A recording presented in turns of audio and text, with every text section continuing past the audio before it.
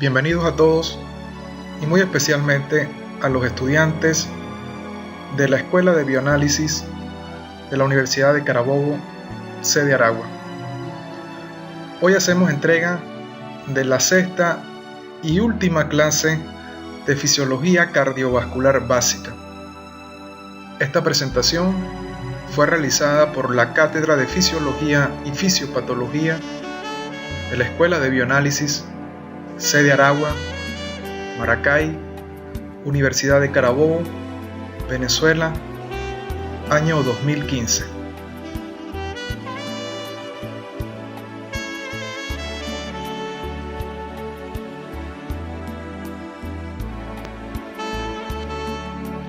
En las 5 clases anteriores estudiamos los aspectos anatómicos, histológicos y funcionales del sistema cardiovascular. Luego hablamos de la actividad eléctrica del corazón, el ciclo cardíaco, el gasto cardíaco y la presión arterial. En la entrega de hoy hablaremos de la fisiología de la microvasculatura.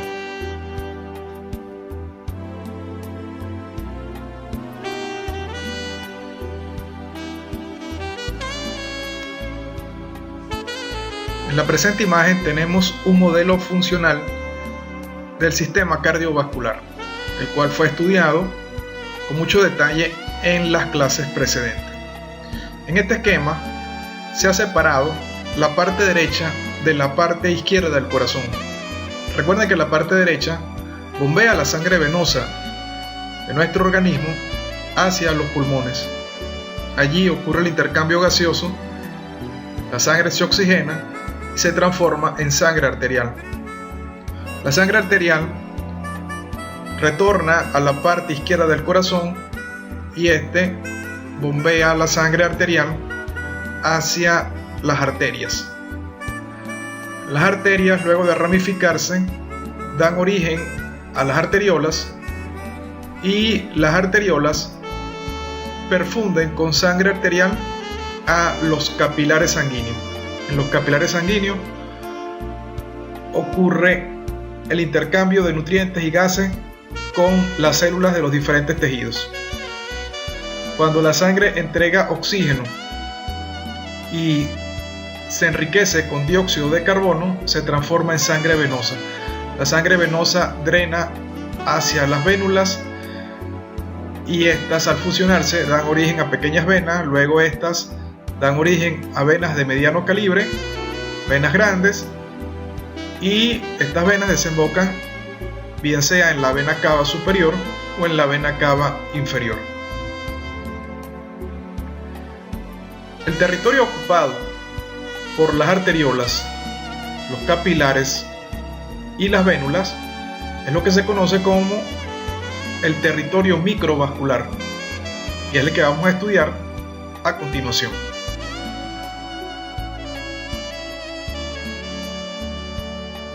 En el territorio microvascular haremos mucho énfasis sobre todo en lo que ocurre a nivel de los capilares.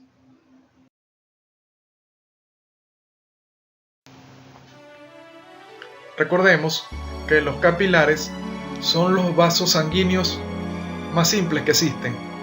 Están formados por células endoteliales, las cuales son células epiteliales planas, que tienen múltiples funciones.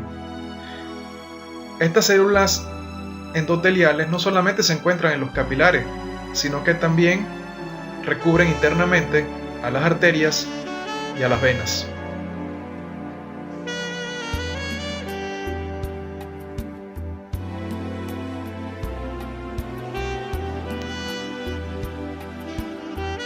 Los capilares son canales vasculares más pequeños que existen dentro del sistema cardiovascular. Su longitud aproximada es de 50 micrómetros y un diámetro que oscila entre 8 a 10 micrómetros aproximadamente. Están formados por una sola capa de células endoteliales escamosas, y una de las características de identificación más importantes de los capilares es el gran número de vesículas pinocíticas.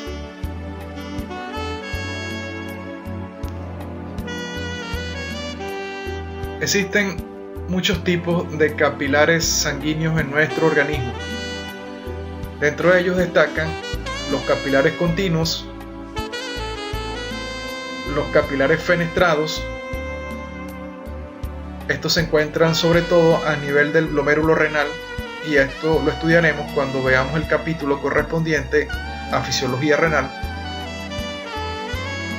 Y también tenemos capilares sinusoidales. Estos se encuentran sobre todo a nivel del hígado y a nivel de la médula ósea.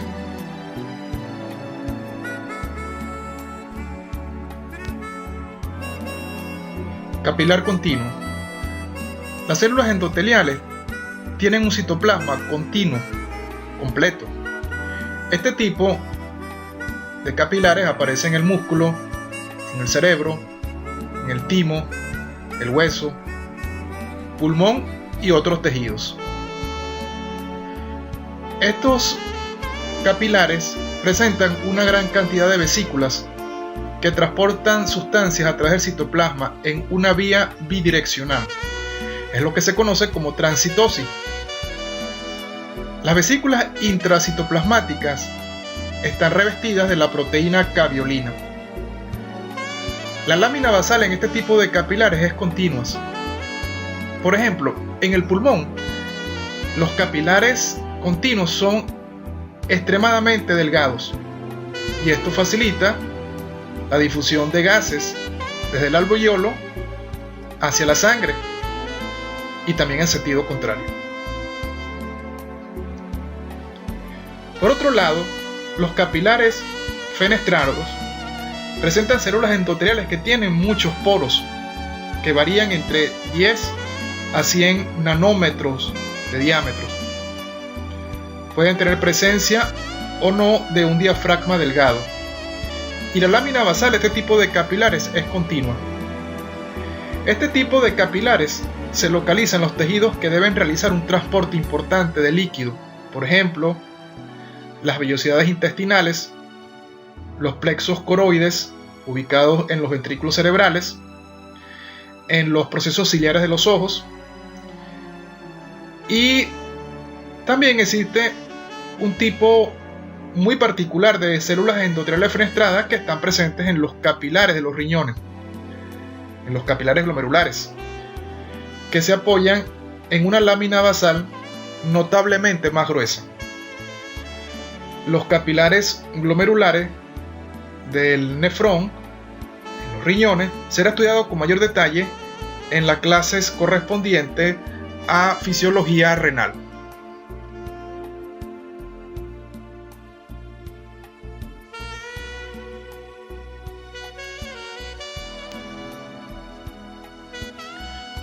Luego tenemos los capilares sinusoidales, también conocidos como capilares discontinuos. Estos capilares presentan hendiduras que son muy grandes, mucho más grandes que en los capilares fenestrados. La lámina basal en este tipo de capilares es discontinua. Las hendiduras de los sinusoides venosos hepáticos son más anchas que la de los capilares discontinuos. La lámina basal está fragmentada y con frecuencia falta por completo. En el vaso, las células endoteliales son alargadas y protruyen hacia la luz. La lámina basal es incompleta y se rodea de fibras reticulares.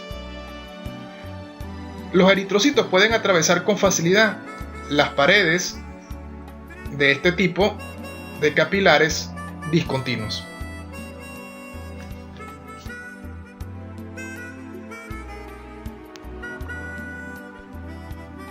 En esta imagen podemos observar dos tipos de capilares, los capilares continuos y capilares fenestrados. En el recuadro marcado con el número 1 podemos ver el sitio de unión entre las células endoteliales de un capilar continuo. En estos sitios de unión puede ocurrir pasaje de agua y de pequeños solutos disueltos desde la sangre hacia el intersticio. Muchos solutos pueden atravesar por difusión simple, otros por difusión facilitada y algunos por un proceso de filtración. Es decir, hay un paso de líquido y solutos disueltos que son impulsados por la presión hidrostática dentro del capilar y que hacen que el agua y algunos solutos de bajo peso molecular pasen hacia el tejido intersticial. En el recuadro número 2 podemos ver un detalle ampliado de un capilar fenestrado. Observen los poros que presentan. En el recuadro número 3 podemos ver el mecanismo de transitosis que permite que proteínas y macromoléculas atraviesen el endotelio. Recuerden que el mecanismo de transitosis incluye un proceso de endocitosis desde la cara luminal de la célula endotelial. Entonces, muchas sustancias de alto peso molecular son captadas por pinocitosis, se forman vesículas que migran hacia la cara basal de la célula endotelial y ahí ocurre un proceso de exocitosis, lo que permite que estas macromoléculas captadas de la sangre pasen ahora hacia el intersticio. En resumen, existen muchos mecanismos de transporte de sustancias desde la sangre hacia el tejido intersticial. Estos mecanismos incluyen difusión, ósmosis, filtración y también mecanismos de transitosis.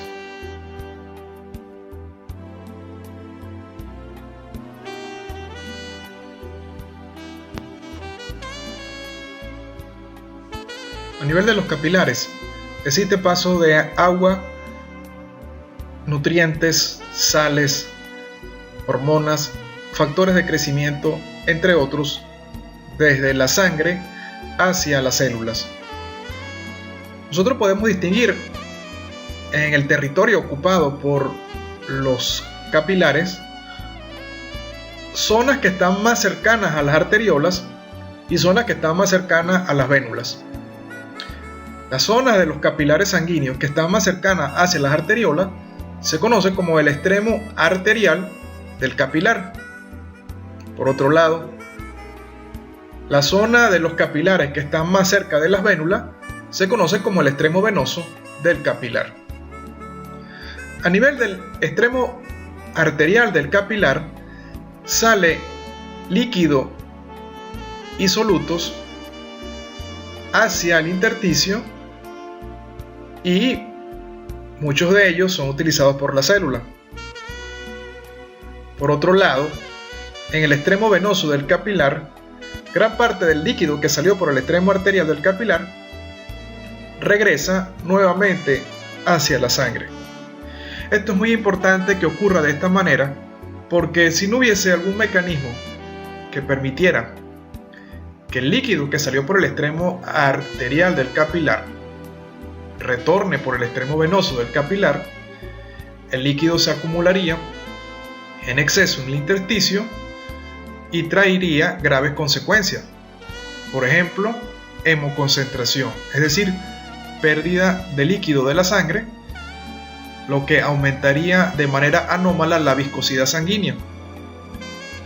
Por otro lado, la acumulación de líquido en el intersticio traería como consecuencia la aparición de edema extracelular. Pero la explicación de por qué ocurre edema en situaciones patológicas lo veremos más adelante.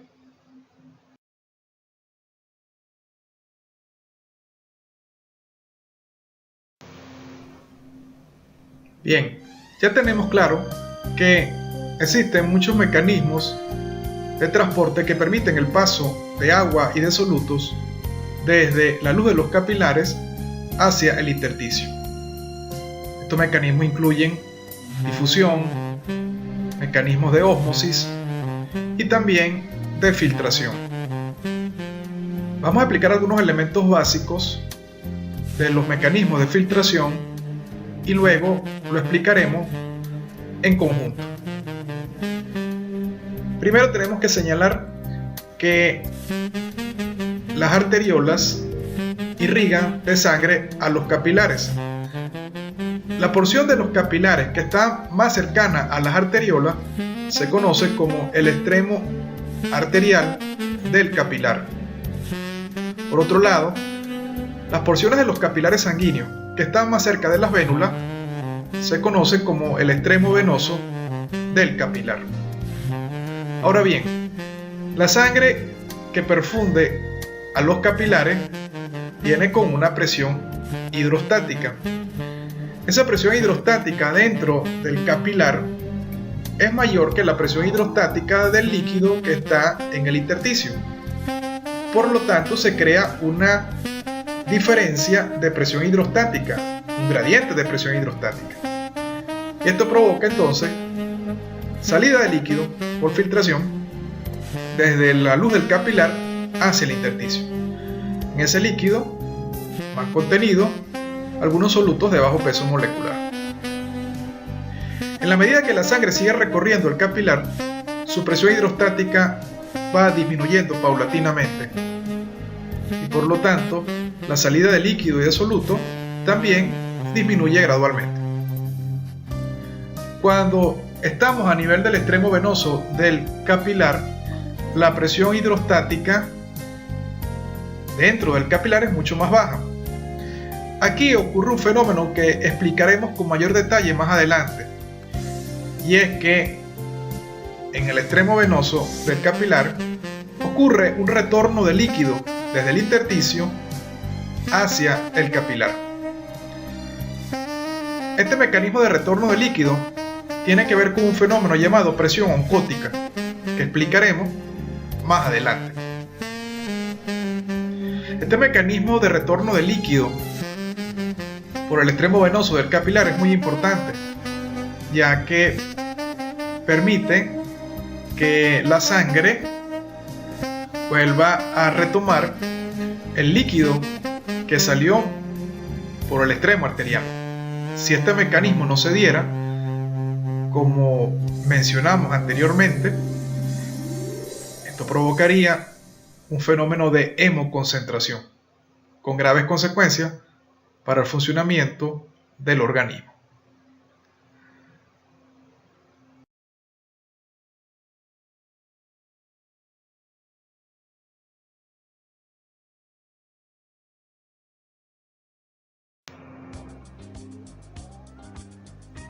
Acá podemos ver cuantitativamente cómo es el descenso de presión hidrostática dentro del capilar sanguíneo. En promedio, la presión hidrostática de la sangre cuando penetra al capilar sanguíneo es de 30 milímetros de mercurio aproximadamente. Y cuando llegamos al extremo venoso del capilar, la presión hidrostática ha descendido a 10 milímetros de mercurio aproximadamente. Lo que explicaremos a continuación tiene que ver con las otras presiones que están implicadas en el proceso de transporte de agua y de solutos desde los capilares hacia el tejido intersticial.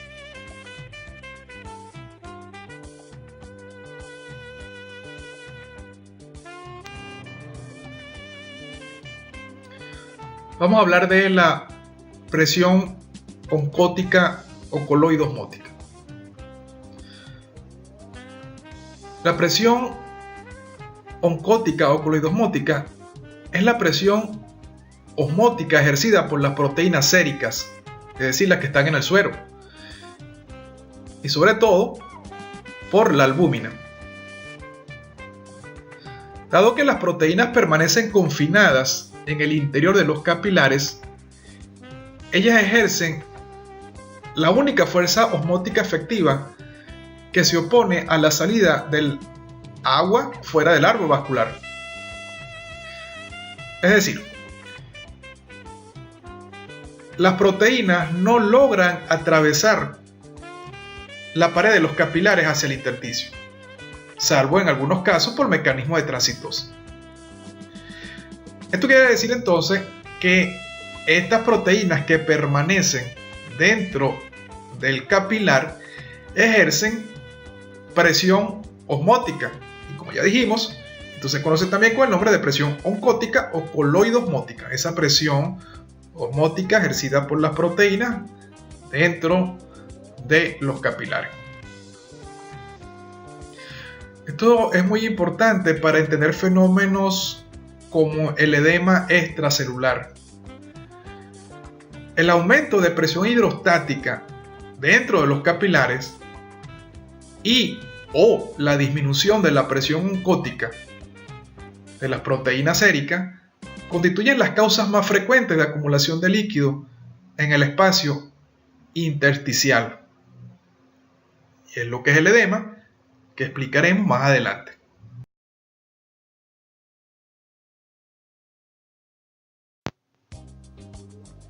En este esquema hablaremos conjuntamente de las presiones hidrostáticas y la presión oncótica y cómo esto regula los mecanismos de filtración a nivel de los capilares de los tejidos.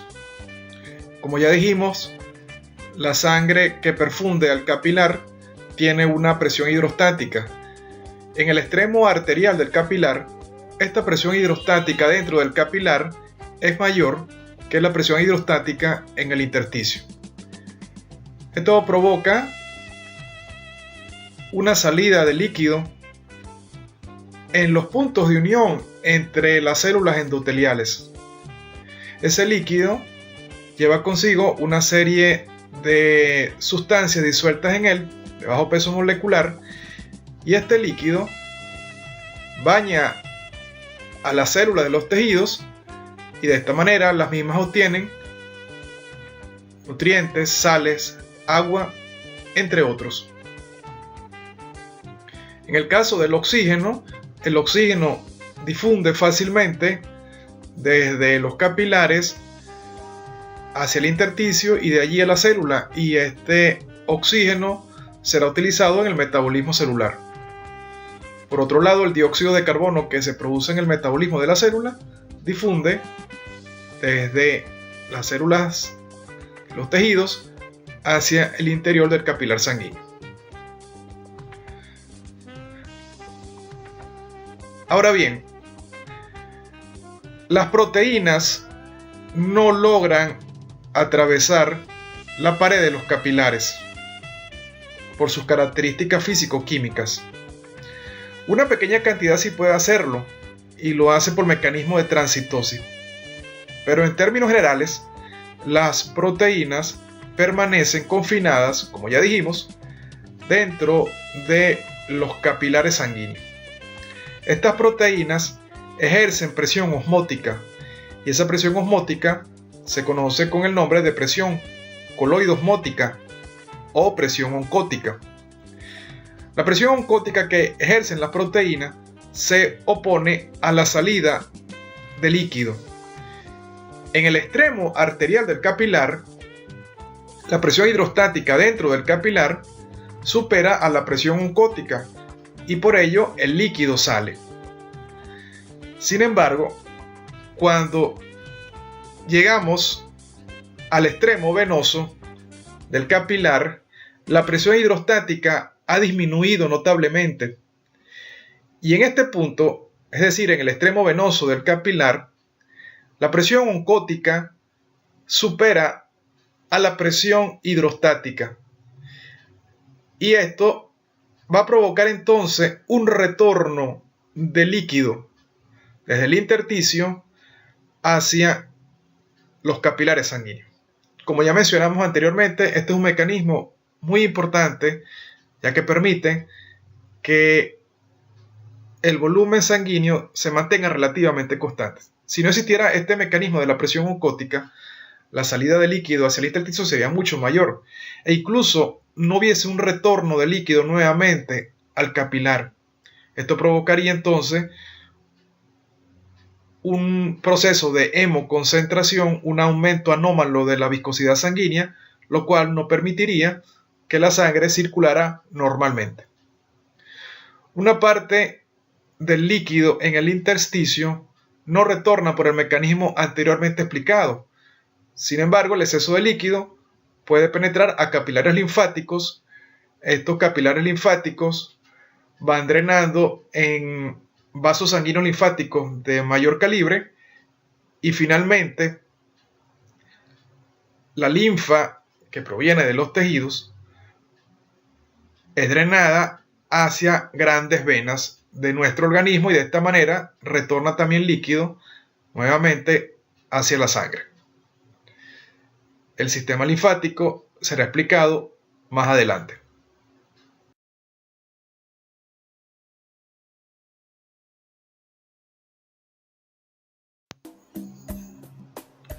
Ecuación de Starling.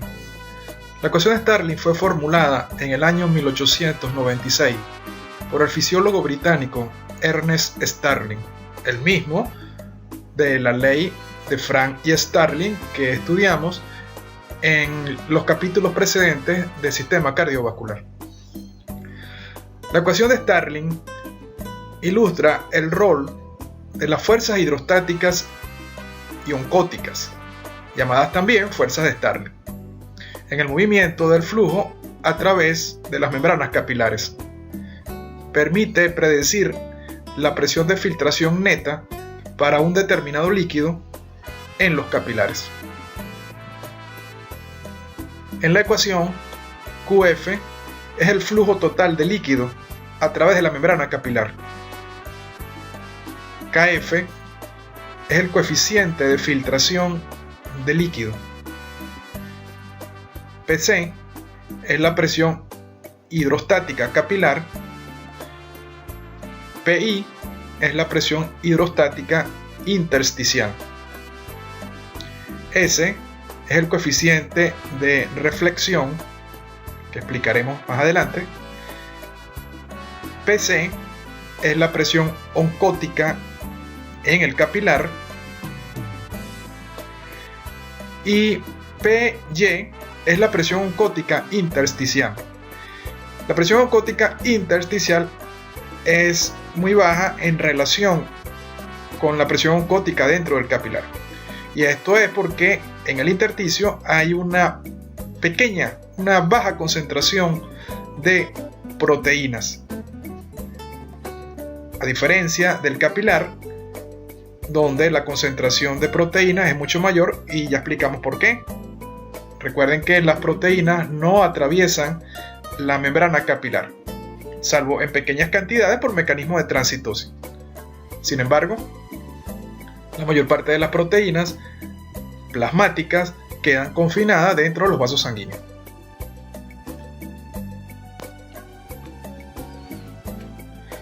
El estudio de esta ecuación revela la presencia de 4 fuerzas de Starling, oncóticas e hidrostáticas, que actúan a cada lado de la pared capilar. La presión hidrostática dentro del capilar es la fuerza dominante que filtra líquido fuera del espacio vascular.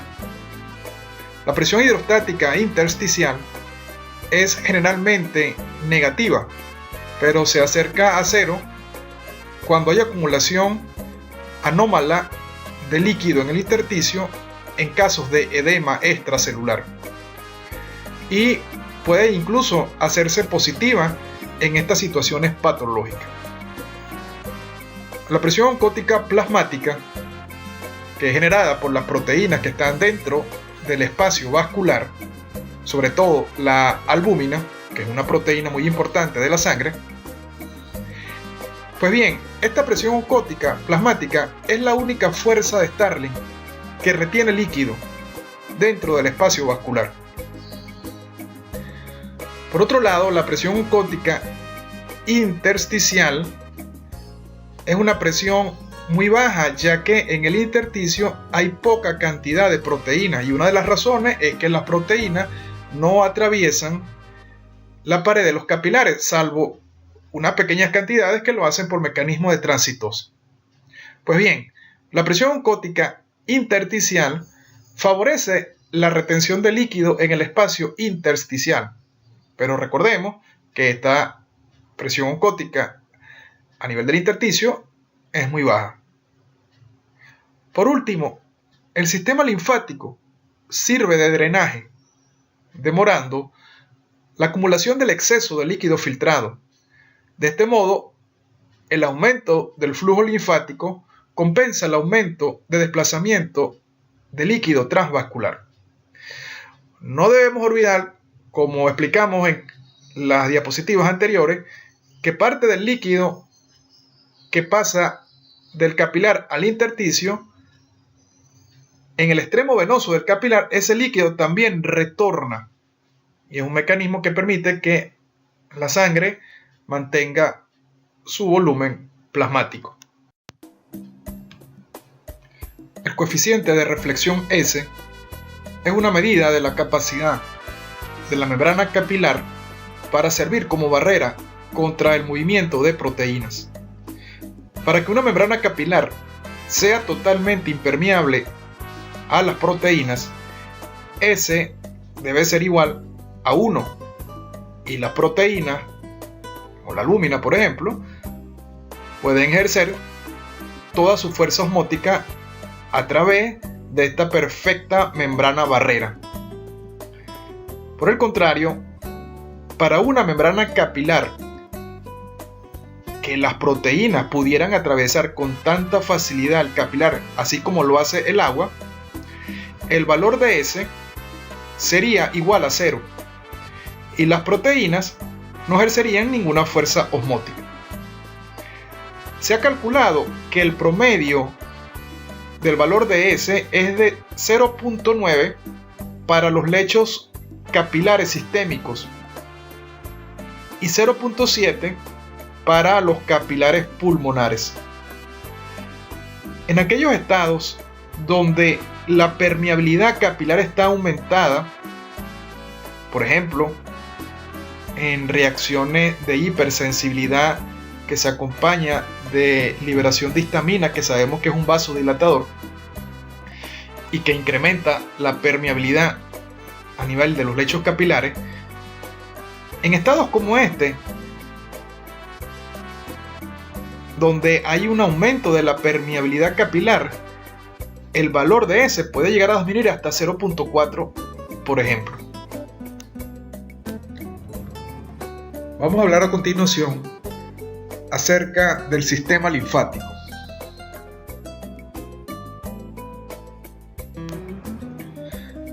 El sistema linfático es la estructura anatómica que transporta la linfa unidireccionalmente hacia el corazón y es parte del aparato circulatorio. En el ser humano está compuesto por los vasos linfáticos, los ganglios, los órganos linfáticos o linfoides, como el vaso y el timo, los tejidos linfáticos como la amígdala, las placas de Peyer y la médula ósea, y la linfa. El sistema linfático está considerado como parte del aparato circulatorio porque está formado por los vasos linfáticos, que son unos conductos cilíndricos parecidos a los vasos sanguíneos, que transportan un líquido llamado linfa. La linfa es un líquido transparente de color un tanto blanquecino. Se produce tras el exceso de líquido que sale de los capilares sanguíneos al espacio intersticial o intercelular, siendo recogida por los capilares linfáticos, que drenan a vasos linfáticos más gruesos hasta converger en conductos que se vacían en las venas subclavias.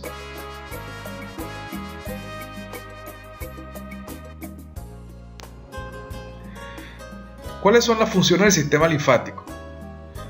Aquí estamos colocando las tres principales funciones del sistema linfático.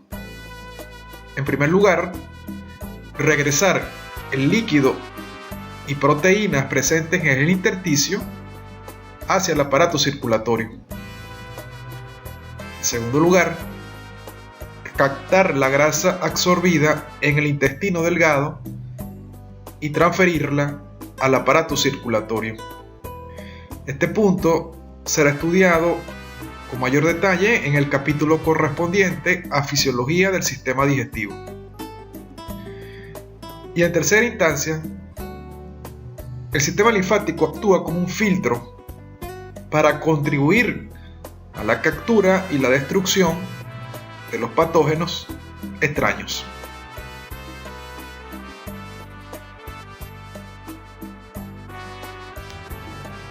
Una vez definido qué es el sistema linfático, sus funciones, y una vez que ya hemos hablado acerca de algunos elementos básicos de la fisiología microvascular, vamos a hablar de un punto muy importante como lo es el edema. Este punto será de mucho interés para ustedes en el futuro, ya que en asignaturas como bioquímica clínica, donde tendrán que explicar la presencia de algunos signos y síntomas en algunos trastornos patológicos, uno de los signos que se presentan en muchas patologías es precisamente el edema. ¿Y qué es el edema? El edema es la presencia de un exceso de líquido en los tejidos corporales. En la mayoría de los casos, el edema se produce principalmente en el compartimiento extracelular, aunque puede afectar también al intracelular.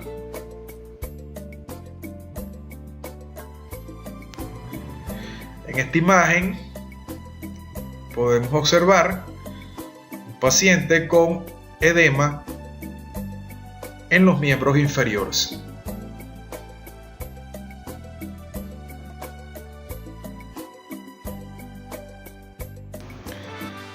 ¿Cuáles son las causas del edema extracelular? Existen muchas causas. Una de ellas puede ser por una salida anormal de líquido desde el plasma de los capilares hacia los espacios intersticiales.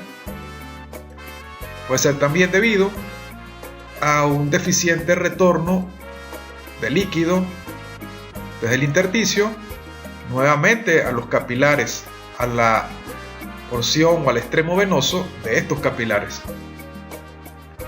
Y también puede ser debido a un fracaso de los vasos linfáticos de retornar líquido de vuelta hacia la sangre.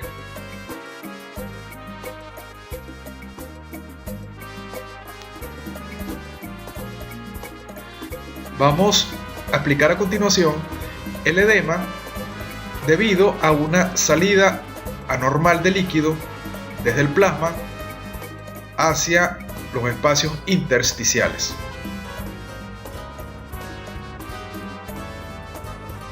Cualquier situación que incremente la permeabilidad de los capilares sanguíneos puede provocar una salida incrementada de líquido hacia el intersticio y producir edema. Pero también cualquier situación que incremente la presión hidrostática a nivel de los capilares sanguíneos puede producir el mismo efecto. Cuando un paciente tiene una inflamación de cualquier índole, en la zona inflamada se liberan sustancias químicas que pueden inducir un incremento en la permeabilidad capilar. Y esto provoca una mayor salida de líquido desde los capilares hacia el intersticio y es la causa del edema que se presenta en las inflamaciones. Esto será estudiado con mayor detalle en la asignatura Inmunología en el tercer año de la carrera.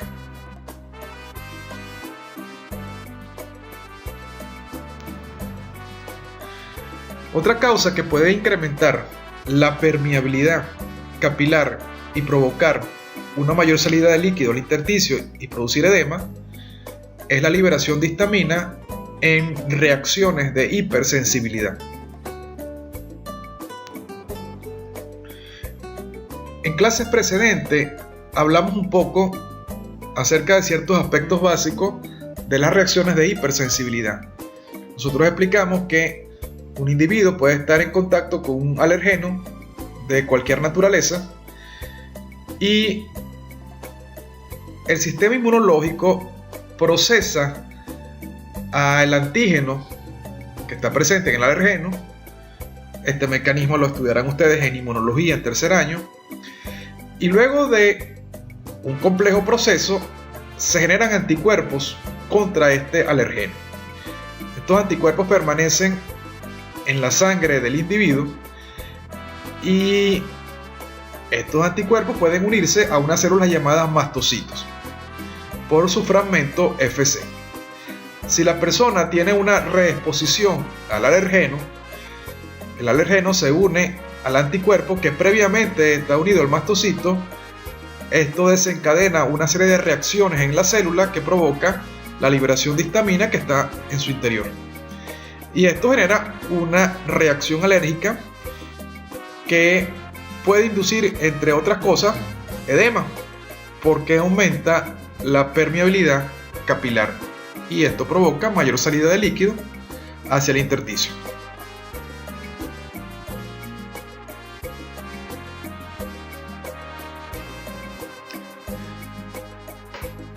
Otra causa de edema extracelular puede ser la obstrucción venosa. Una obstrucción venosa puede incrementar la presión hidrostática capilar e inducir mayor salida de líquido hacia el intersticio.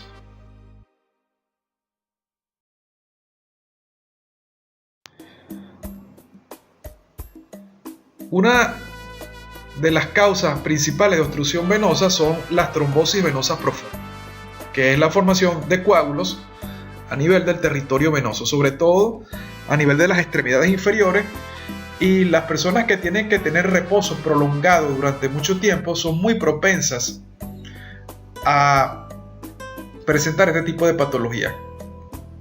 Obviamente existen muchos factores que pueden contribuir al desarrollo de una trombosis venosa profunda, como la edad, antecedentes familiares y, como ya dijimos, un reposo en cama prolongado. Cuando hay trombosis venosa profunda, se puede producir edema por los mecanismos que explicaremos a continuación.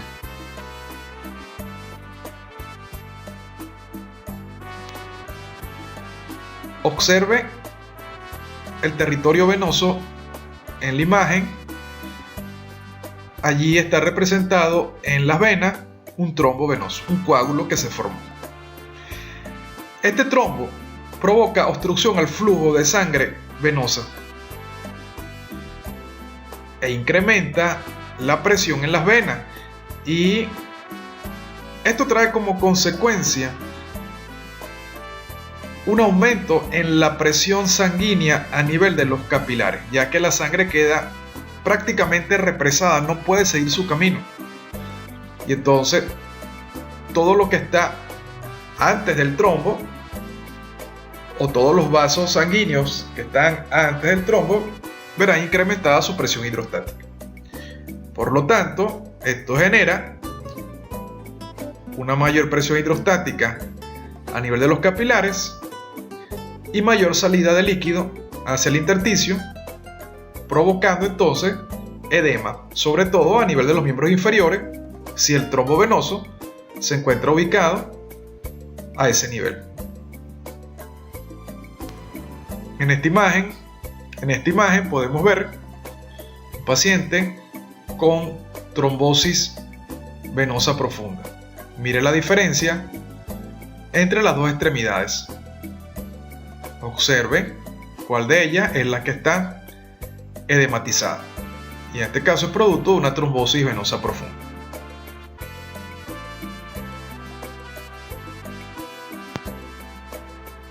Con respecto a la trombosis venosa profunda, una complicación de este trastorno ocurre cuando el coágulo, el trombo, a nivel venoso, se desprende del sitio de su formación y entra en la circulación.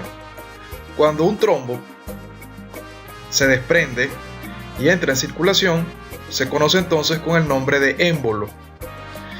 Este émbolo puede llegar al corazón a través de la vena cava inferior y puede ser bombeado por el ventrículo derecho hacia los pulmones.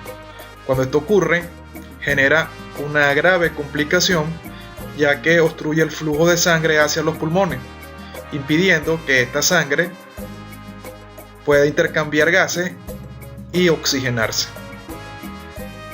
Los émbolos que obstruyen el flujo sanguíneo a nivel pulmonar pueden provocar la muerte del paciente.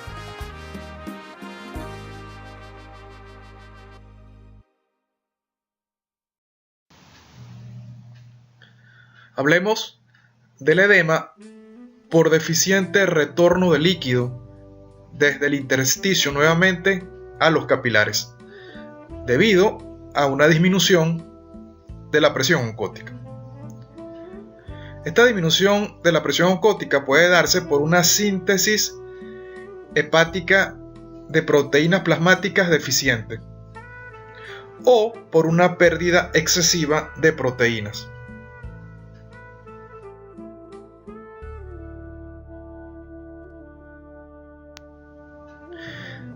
Si disminuye la concentración de proteínas en el plasma, también disminuye la presión oncótica y por ende disminuye el retorno de líquido a los capilares, lo que genera acumulación de líquido en el intersticio y aparece el edema.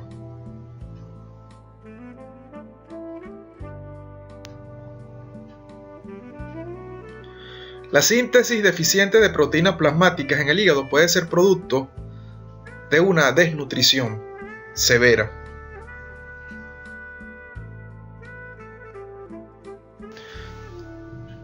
También puede ser dada por una enfermedad hepática grave, por ejemplo, la cirrosis hepática. Esta patología ustedes la estudiarán con mayor detalle durante el tercer año en la asignatura Fisiopatología. Existen muchos factores que pueden conducir a cirrosis hepática. En la cirrosis hepática hay daño importante del parénquima hepático y sustitución de los hepatocitos por tejido fibroso y pérdida de la función del hígado. Una de las funciones del hígado más importantes es precisamente la síntesis de proteínas plasmáticas. Cuando hay cirrosis, disminuye la síntesis de albúmina y de otras proteínas y esto reduce la presión oncótica, lo que trae como consecuencia una disminución del retorno de líquido a los capilares por el extremo venoso del capilar. Consecuentemente aparece edema.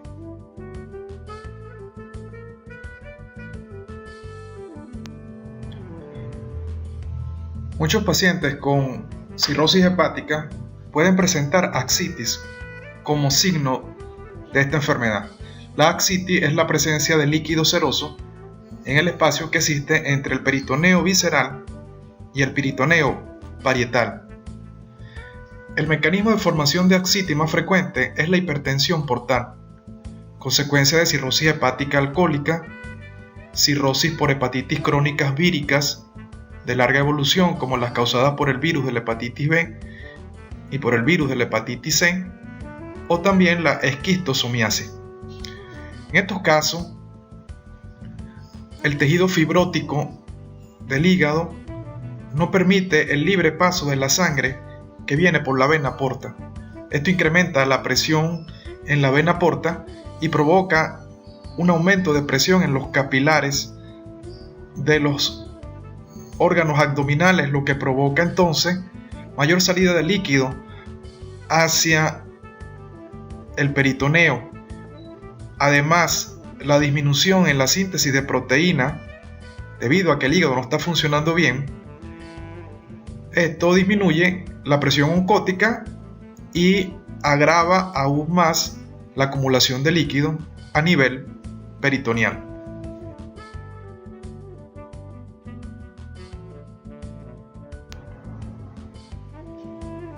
En esta imagen podemos ver un paciente con ascitis.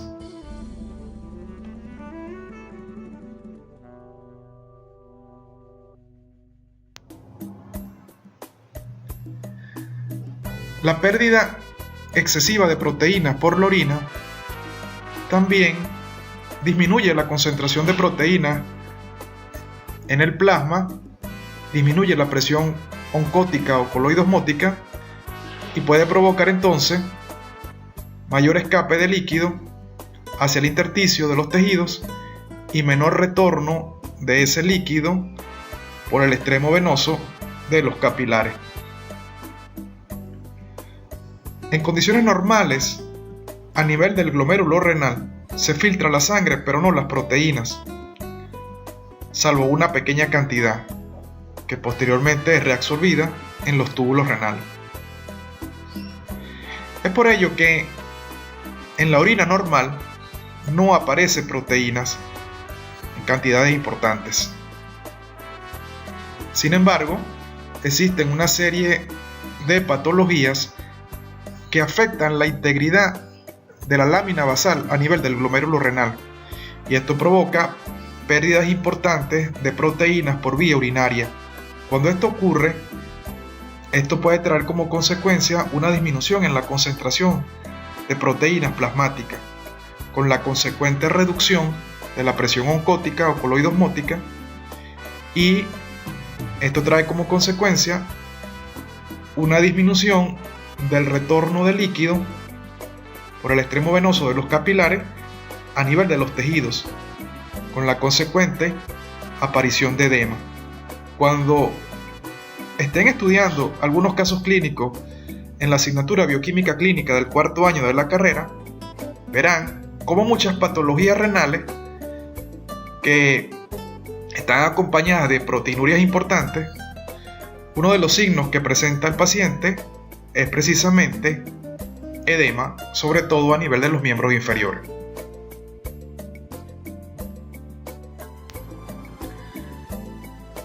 También puede haber pérdida de proteína a través de las quemaduras de la piel. Si es una quemadura extensa, a ese nivel puede haber pérdida de líquido con proteínas y la consecuente disminución de la presión oncótica, lo que trae como consecuencia aparición de edema también.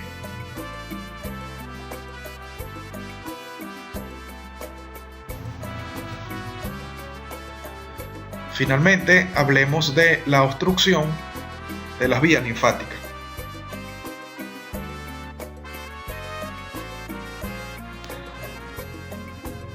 Los vasos linfáticos tienen la importante función de permitir el drenaje del exceso de líquido que hay en el intersticio, y estos vasos linfáticos finalmente convergen para formar grandes vasos linfáticos que desembocan en las venas subclavias.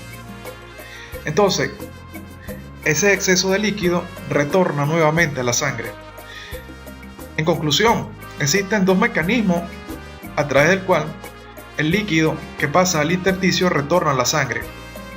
Uno, gracias a la presión oncótica en los capilares, que hace que a nivel del extremo venoso del capilar el líquido regrese a la sangre. Pero también el exceso puede drenar hacia las vías linfáticas, las cuales desembocan, como ya dijimos, en las venas subclavias.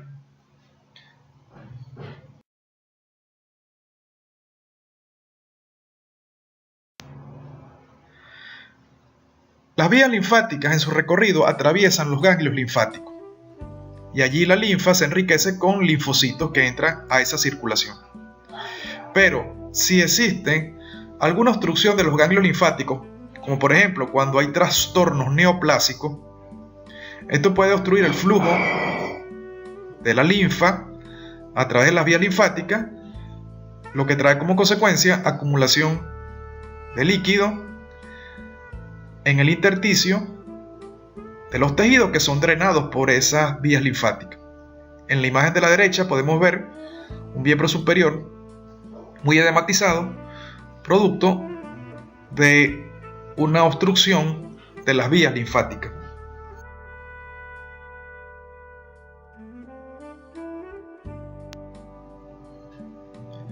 La elefantiasis es un síndrome caracterizado por el aumento enorme de algunas partes del cuerpo, especialmente en las extremidades inferiores y en los órganos genitales externos. Puede producirse por diversas enfermedades inflamatorias persistentes y es producida por diversas espiroquetas, treponemas y parásitos que ustedes estudiarán en los años siguientes de la carrera de bioanálisis.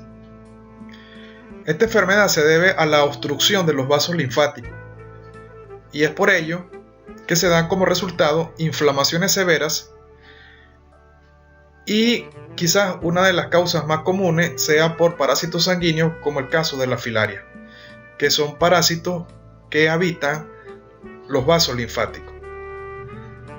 La elefantiasis true o filariensis elephantiasis es más frecuentemente causada por un delgado parásito llamado Wuchereria bancrofti, que entra en el sistema linfático causando una obstrucción del drenaje. Las larvas de la filaria es transmitida por los mosquitos o las moscas que llevan la sangre infectada con ellos.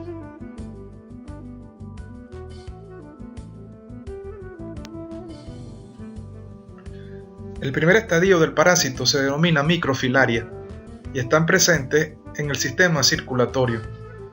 Las microfilarias continuamente migran de la circulación profunda hasta la circulación periférica. Durante el día están presentes en las venas profundas y durante la noche migran a la circulación periférica, desde donde el gusano es transferido al vector. Los vectores artrópodos más comunes son los mosquitos de las especies Culex, sobre todo el Culex quinquefasciatus. Cuando el mosquito infestado se alimenta, deposita en la sangre del hospedador humano la forma larval del gusano.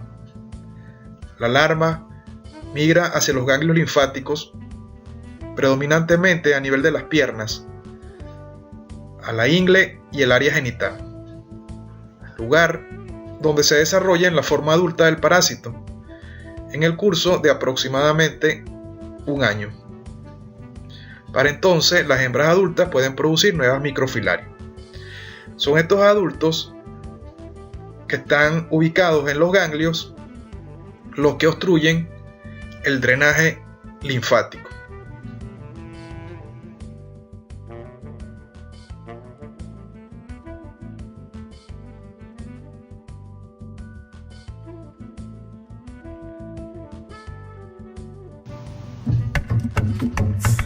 De esta manera, hemos estudiado entonces la fisiología de la microvasculatura y hemos abarcado los 6 aspectos a estudiar en el capítulo de fisiología cardiovascular básica.